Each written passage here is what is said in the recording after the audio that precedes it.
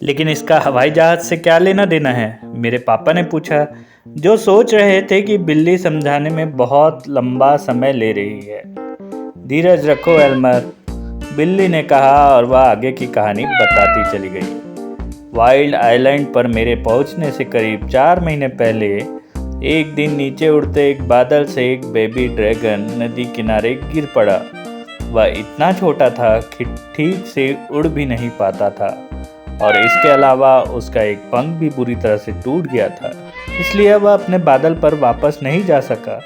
इसके तुरंत बाद जानवरों ने उसे ढूंढ लिया और सभी ने कहा, इसी की तो जरूरत थी हमें इतने सालों से। उन्होंने उसके गले में एक बड़ी रस्सी बांध दी और पंख के ठीक होने का इंतजार करने लगे।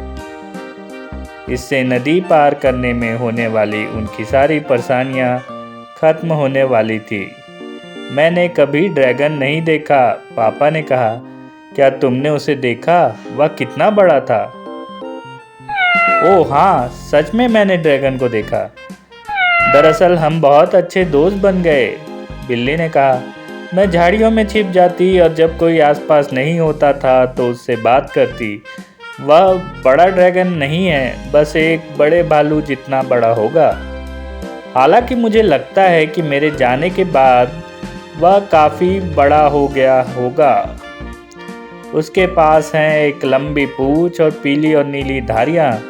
उसके सींग और आँखें और पैरों के तलवे चमकीले लाल रंग के हैं और उसके पंख सुनहरे रंग के हैं। ओह कितना बढ़िया, पापा ने कहा।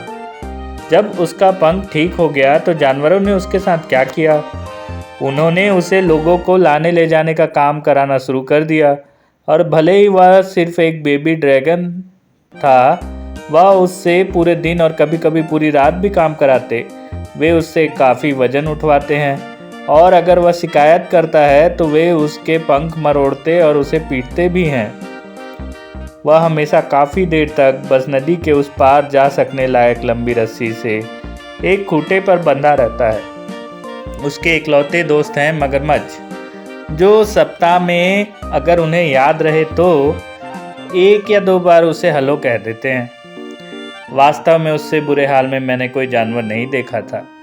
जब मैंने आइलैंड छोड़ा तो मैंने वादा किया था कि मैं किसी दिन उसकी मदद करने की कोशिश करूंगी, हालांकि मैं नहीं जानती कैसे। उसके गले की रस्सी सबसे बड़ी, सबसे कठिन रस्सी है जिसके बारे में आपने कभी सोची होगी। इतनी सारी गांठें कि उन सभी को खोलने में कई दिन लग जाएंगे। जो भी हो, जब तुम हवाई जहाज के बारे में बात कर रहे थे तो तुमसे मुझे एक अच्छा आइडिया आया। अब मुझे पूरा यकीन है कि अगर तुम ड्रैगन को बचा पाओगे, जो जरा सा भी आसान नहीं होगा, तो वह तुम्हें अपनी सवारी करा हर उस जगह ले जाएगा जहां तुम जाना चाहो, बशर्ते तुम उसके साथ अच्छे रहो। कहो, करोगे आजमाइश? ओ मुझे अच्छा लगेगा, पापा ने कहा। और वे अपनी माँ से बिल्ली पर नाराज होने पर इतना गुस्सा थे कि उन्हें घर से भाग जाने का थोड़ी देर के लिए भी जरा सा भी दुख नहीं हुआ। उसी दोपहर मेरे पिता और बिल्ली टेंगरीना द्वीप जाने वाले जहाज़ों के बारे में पता करने गोदी चले गए। उन्हें पता चला कि अगले हफ्ते एक जहाज़ रवाना होने वाला है, इसलिए उन्होंने तुरंत ही ड्रैगन को बचाने की योजना बनानी शुरू कर दी।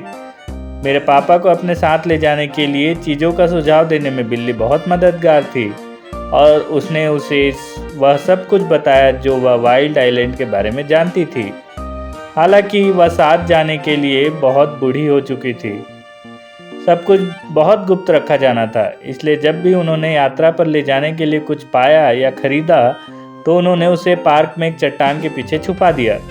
जिस रात पापा जहाज से रवाना हुए उसके एक रात पहले उन्होंने अपने पिता का थैला उधार लिया और उन्होंने और बिल्ली ने बहुत सावधानी से सब कुछ पैक किया।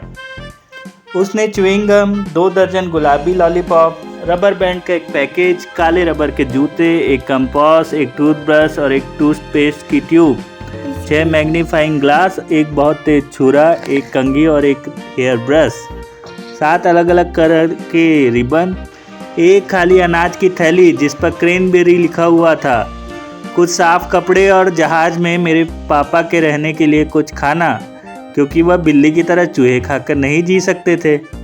इसलिए उन्होंने 25 पीनट बटर और जेली सैंडविच और 6 सेब लिए, क्योंकि पेंट्री में उन्हें इतने ही सेब मिले थे।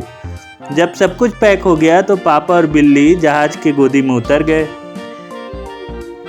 एक रात का चौकीदार ड्यूटी पर था, इसलिए जब बिल्ली ने उनका ध्यान भटकाने के लिए जोर जोर से शोर मचाया तो मेरे पापा पटरी के ऊपर भागे और जहाज पर कूद गए। वे सामान वाले तहखाने में उतर गए और गेहूं की कुछ बोरियों के बीच में छुप गए। जहाज अगले दिन जल्दी सुबह रवाना हुआ।